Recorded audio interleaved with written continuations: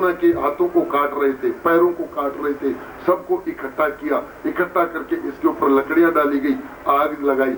आग लगने पर इसके शरीर में से सुगंध आई। संत लोगों ने कहा, इतनी बड़ी राक्षसी जो कन्हैया को मारने के लिए आई, उसके शरीर में से सुगंध। हाँ, सुखदेव जी आनंदमय हो गए। राजन परीक्षित 10वें स्कंद 4था अध्याय 12वां श्लोक। पूतना लोक बालग्नि राक्षसी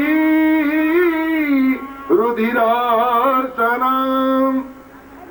ये पूतना लोक बालग्नि संसार में विचरती है, बालकों का नाश करती है, लेकिन जिभ्यं सयापि हरे स्तनम दत्वात् सद्गतिम। लेकिन इसने गोविंद को स्पर्श कर लिया, गोविंद को अपनी गोद में लिया, इसलिए उन्होंने उसको सद्गति प्रदान की। ये है दयालु। इसके नाम की शरण में जो कोई एक बार भी आ जाए उसका उद्धार कर देता है। पूतना आई, उद्धार हो गया। इसके बाद में जब भगवान 108 दिन के हुए तो शक्टासुर आया। ये मामा ने दूसरा खिलौना भेजा भांजा को खेलने के लिए, ले जा शक्टासुर जा और नंद बाबा के घर में जो बच्चा है उसको जाकर के समाप्त कर दे।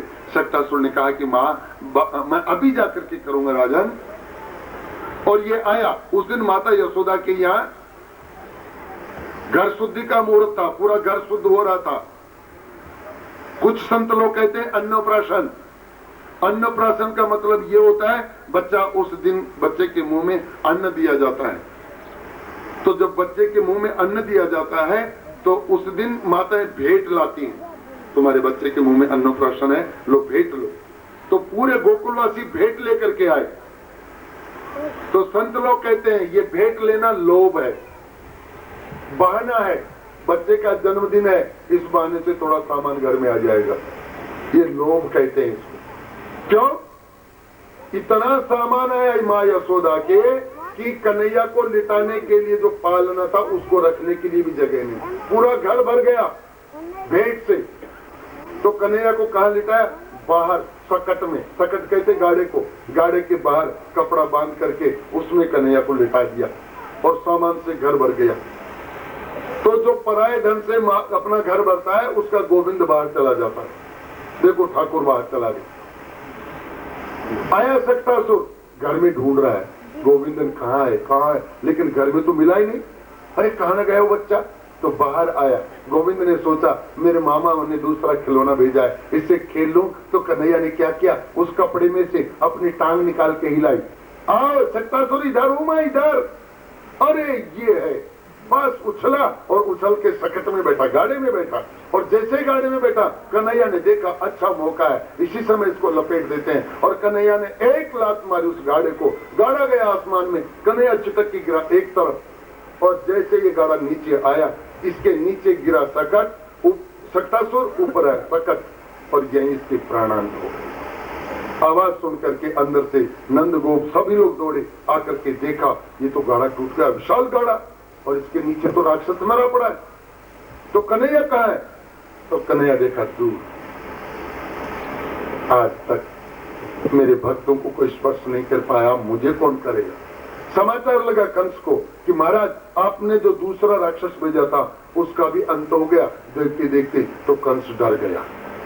ये तो साधारण बालक नहीं, जो आवाज आई थी वो सत्य आवाज आई है, वो निश्चित मेरा वध कर देगी। एक बड़ा विशाल राक्षस तृणाव्रत, उसको बुलाया। तृणा, हाँ मेरी जान की रक्षा करने का तेरा धर्म है, महाराज जान की बाजी लगा दूंगा। तू जा नंद भवन में, वहां पर एक छोटा सा बालक है, उसको जाकर के तोड़ मरोड़ करके नष्ट कर दे। महाराज आज ही आया तृणाव्रत बवंडर का स्वरूप बना करके, और कन्हैया लेट रहा था बाहर। इसने कन्हैया को उठा लिया और वो बवंडर, जिसको आप गांव में कहते हैं बबूलियो, बबूलिया में ले उठे ऊपर चढ़ा आसमान में। और कन्हैया ने देखा ये तीसरा खिलौना आया है, मामा का खिलौना, इससे थोड़ी देर खेल लूं। तो कभी उसके मुंह पर अंगुली मारे, कभी इधर उधर मारे, इसको बड़ी गुदगुदी लगे। लेकिन देख रहा भी थोड़ी देर में मार दूंगा कोई बात नहीं, लेकिन तब तक कन्हैया ने अपनी उंगली जमाई इसकी गर्दन पर और धीरे धीरे प्रेशर बढ़ाया, दबाव बढ़ाया और देखते देखते तृणावर की आंखें बाहर, प्राण पखेरु उड़ गए और आकर के ये पड़ा जमीन पर। ब्रजवासी दौड़ करके आए, आंधी तूफान रुका, अरे बाबा को उतारो नीचे। कार्यकर्ता कहाँ है?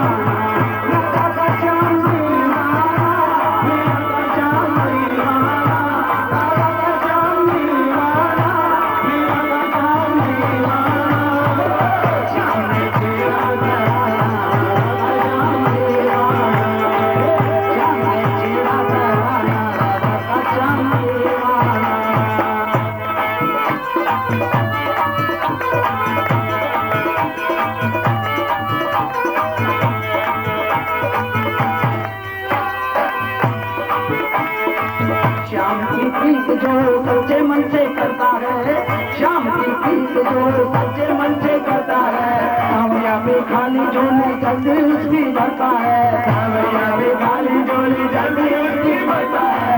उठाओ अपने दोनों हाथ करो और मेरा पूजा घर को पिलाना।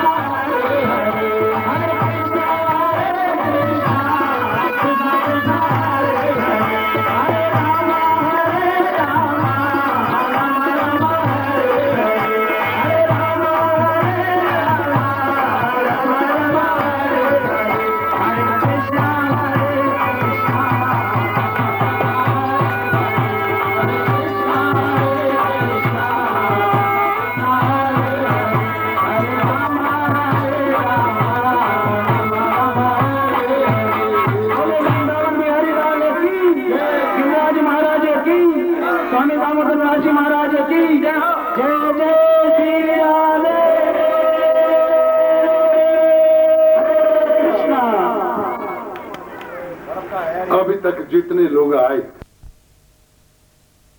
कि मां यशोदा आई,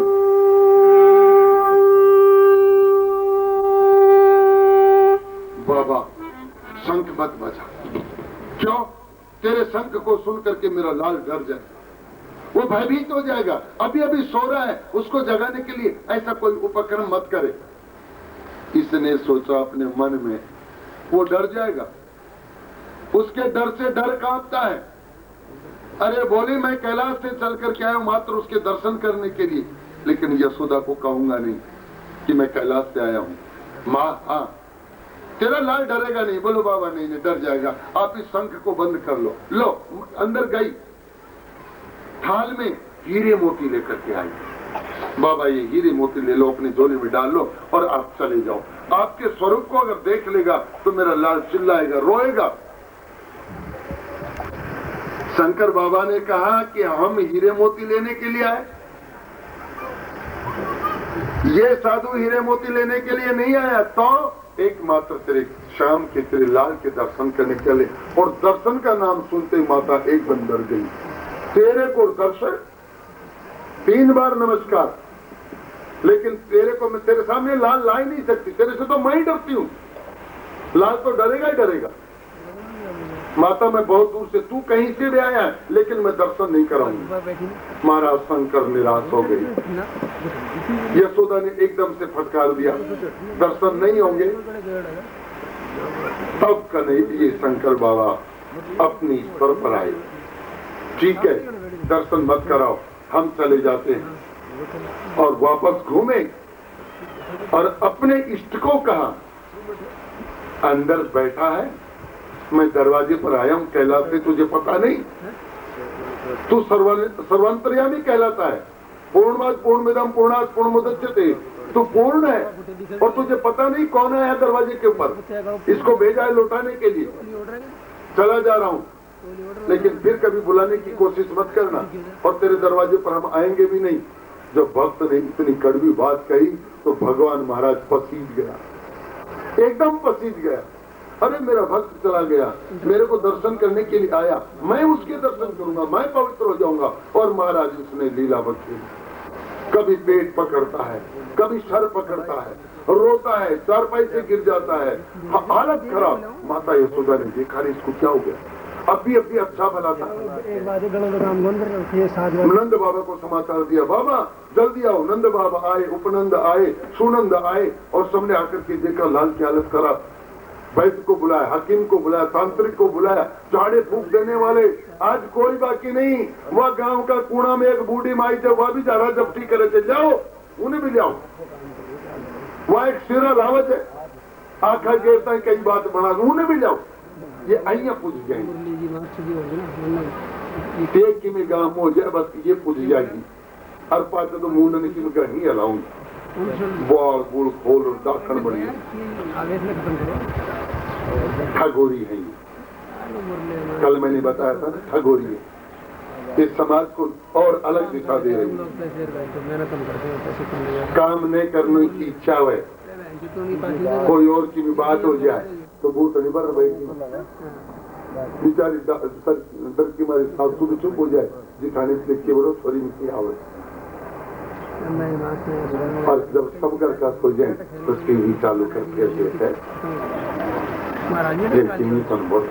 एक दो बार ऐसी भ्रष्ट मानसिकता हो गई लोगों की, काम से जी चुराती और फिर बीमार होती। महाराज कृष्ण ने लीला फैला दी, रोकने से रुकता नहीं। सारे तांत्रिक फैल, सारे झाड़ी देने वाले फैल। नंद बाबा ने पूछा ये कब से हुआ? तो मां ने कहा बाबा एक साधु बाबा आए थे, बड़ी बड़ी जटा, दाढ़ी, मृगशाला लपेट रखी थी। उसने जब से यहाँ आकर के शंख बजाया है तब से ये हालत है। तो लोग आए बोले बस वो कर दो। मैं पूछवा की के बात है, जब वो आए तो बस वही करो कि मैं ना कि मैं पकड़ो।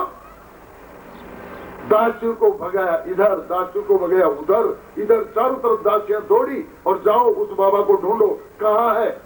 ये महाराज एक सरोवर के किनारे पीपल के पेड़ के नीचे बैठ करके और धमका रहा है कन्हैया को वहीं से। आज तो तू महलों में बैठ गया, कभी आएगा ना हमारे पास तब बताएंगे। गली कट्टी सुना रहा है। तब तक दासी आ गई और दासी ने आकर के कहा बाबा एक बात पूछे तेरे से। बोले क्या? अगर कोई बच्चे के पेट में दर्द हो जाए उसका तू झाड़ा जानता है? बोले किसके? नंद बाबा के। बोले हाँ। अरे इसीलिए तो आया हूँ मैं। और समझ गया। बोले बाबा अरे इसने लीला फैला दी है। क्या बात है? बोले महाराज पेट में दर्द, सिर में भी। बोले हाँ महाराज कभी सिर भी पकड़ता है। बस बस इन्हीं का तो झाड़ा मेरे पास है। महाराज बड़े ठाट से चले हैं। अरे इसीलिए तो तेरा कोई भजन करता है, तू क्षण भी इंतजार करने नहीं देता। आगे आगे दासी, पीछे पीछे ये चला है। आए भीड़ लगी हुई है। माता यशोदा ने देखा वो आ गया, बस ये आया था उसी समय से कर रहा है, अब कुछ मत कहना इसको। महाराज यशोदा माता को चढ़ाने के लिए 3 बार शंख बजाया इसने। तूने एक बार मना किया, मैं 3 बार बजाऊंगा। बाबा कुछ नहीं कहूंगी, मेरे लाल को ठीक कर। और जैसे ही भगवान ने देखा कि शंख बजाने वाला आ गया, लाओ उसको अंदर लाओ, बच्चे को यहाँ लाओ। कन्हैया को उठा करके लाए और जैसे एक दूसरे ने हर को देखा, हर ने हरि को देखा और दोनों के जब 4 मिले 64 के लिए 20 से 7 करोड़ आनंद में वसीभूत हो गए। श्याम सुंदर ने जैसे उनको देखा रुदन बंद हो गया। और अब देखो माँ यशोदा तेरे लाल को मैंने ठीक किया है, एक बार सीने से लगा लो। माँ कुछ को न बोली, तेरे जज से शो कर ले, तू राजी कुछ एक बार निकल जाओगा। हाँ ये है प्रेम, स्नेह, भक्त और भगवान का। आनंदित हो गए शंकर, आज तो मैं जाऊंगा लेकिन बार बार तेरे पास फिर आऊंगा और बार बार ही मिलेगी। और इधर माता यशोदा ने जैसे कन्हैया को लिया, नंद बाबा ने जैसे कन्हैया के ऊपर हाथ फिराया, गोपियों ने जैसे कन्हैया को स्पर्श किया, तो महाराज शंकर भगवान के मुंह से एकदम शब्द निकल गए, अपने आप को रोक नहीं पाए। और वही कह दिया शंकर भगवान ने, नंद किम करोद ब्रह्मन श्रेय एव महोदयम। अरे नंद, तूने कौन सा पुण्य किया था? तूने कौन सी तपस्या की थी? हे यशोदा मैया, तूने कौन सा तप किया था? यशोदा से महाभागा, तू बड़ी महाभागा है। पयो यश्चा स्तनम हरि, जिसके स्तन को, जिसके दूध को गोविंद पी रहा है और मैं देख रहा हूं। शंकर भगवान के लिए कहते हैं, नारायण ब्रज भूमि को, नारायण ब्रज भूमि को तो सुरपति नावे मां, जहां आए गोपी भये श्री गोपेश्वर नाम। हे पार्वती, तू रोजाना कहां जाती है? सही बता, तू जैसे ही सायंकाल होता है, रात्रि होने को होती है, तू श्रृंगार करके कहां जाती है? बता। बाबा, बताने की वस्तु नहीं बता, तू कहां जाती है? बोले, मेरा कन्हैया, मेरा श्याम सुंदर गोविंद वो ब्रज की गलियों में जो दिन में नृत्य करता है, रात को सेवा कुंज में, निधि वन में, निकुंज में जाकर के रासलीला करता है। मैं भी उस रास में जाती हूं। तू कन्हैया की रास में जाती है? हाँ, क्या होता है वहां? कन्हैया मृदंग बजाता है, गोपियां झांझ बजाती हैं, करताल बजाती हैं और सब गोपियां नृत्य करती हैं। इसको देखने के लिए चंद्रमा आकर के एकदम एक तक लगा करके खड़ा हो जाता है, अपनी अमृत वर्षा करता है। यहाँ जीव और शिव